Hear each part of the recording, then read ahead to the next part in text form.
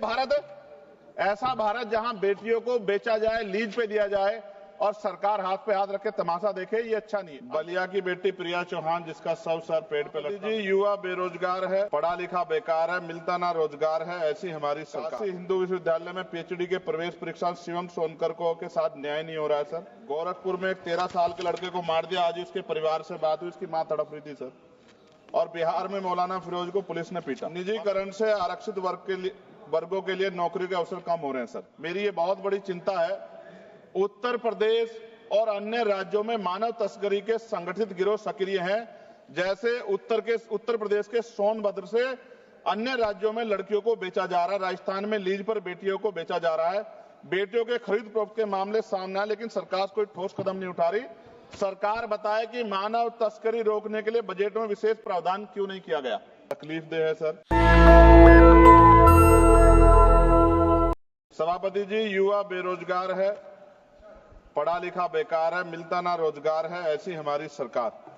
Sir, मैं अपनी बात को शुरू करते हुए मेरे मन में कुछ पीड़ाएं हैं, वो आपके सामने क्योंकि चेयर से ही कह सकते हैं सर। बलिया की बेटी प्रिया चौहान जिसका सब सर पेड़ पे लटका मिला, तकलीफ दे है सर। काशी हिंदू विश्वविद्यालय में पीएचडी के प्रवेश परीक्षा शिवम सोनकर को के साथ न्याय नहीं हो रहा है सर। वो प्रवेश परीक्षा के लिए आंदोलन कर रहा है। संत कबीर नगर में राजभर समाज के घर जला दिए गए। मथुरा में होली पर दलितों पे हमला हुआ और जेल भी वही गए। गोरखपुर में एक 13 साल के लड़के को मार दिया, आज उसके परिवार से बात हुई, उसकी मां तड़प रही थी सर।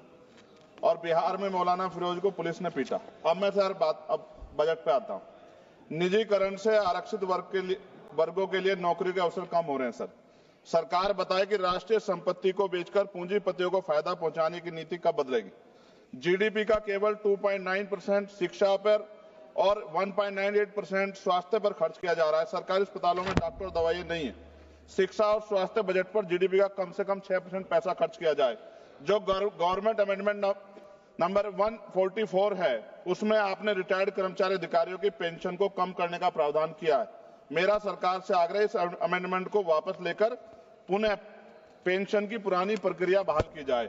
सीएमआई की 2024 की रिपोर्ट के अनुसार भारत में बेरोजगारी दर 8% से अधिक बनी हुई है। युवाओं के लिए नए रोजगार सृजन कोई ठोस नीति बजट में नहीं थी।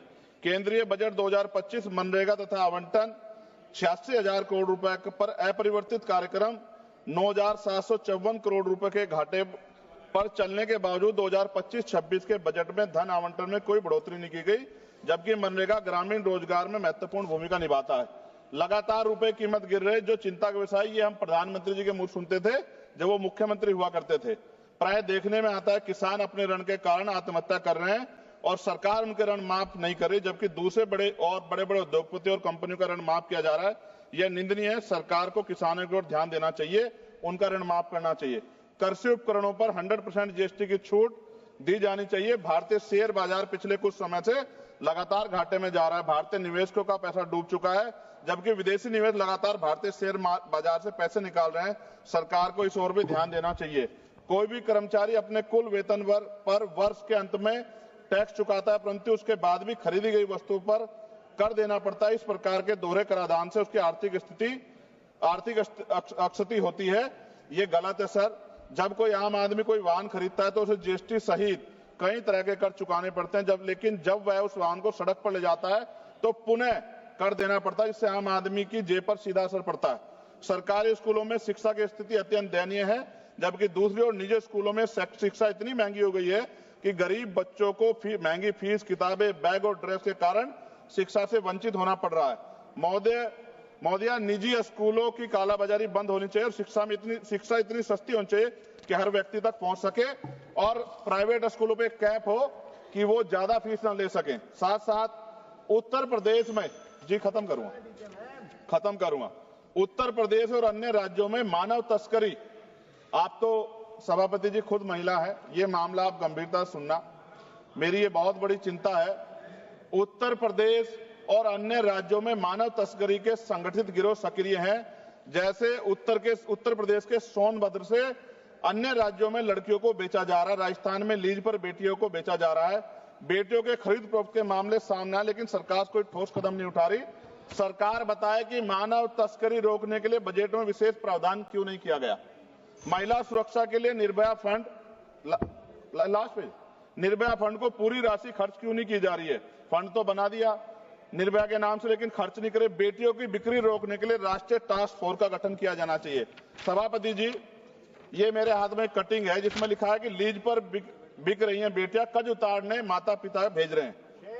एक इंपॉर्टेंट ये है मैं पढ़ने के लिए, 8 साल की बच्ची 3.5 लाख में 3 साल की लीज पर दी गई, हर दिन में 5 से 10 बार दुष्कर्म। ये झालावाड़ राजस्थान की है। ये भारत है?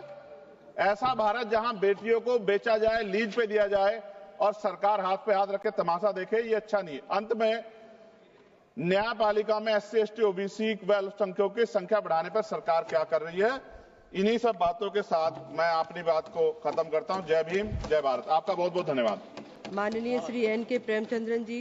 नेशनल दस्तक की आपसे गुजारिश है कि अगर इसको बचाना चाहते हैं तो नेशनल दस्तक को सब्सक्राइब करने के लिए रेड कलर के सब्सक्राइब बटन को दबाएं, फिर बेल आइकन की घंटी दबाएं। नेशनल दस्तक को बचाने के लिए बहुत जरूरी है कि हर खबर को शेयर करें, लाइक करें, कमेंट जरूर करें।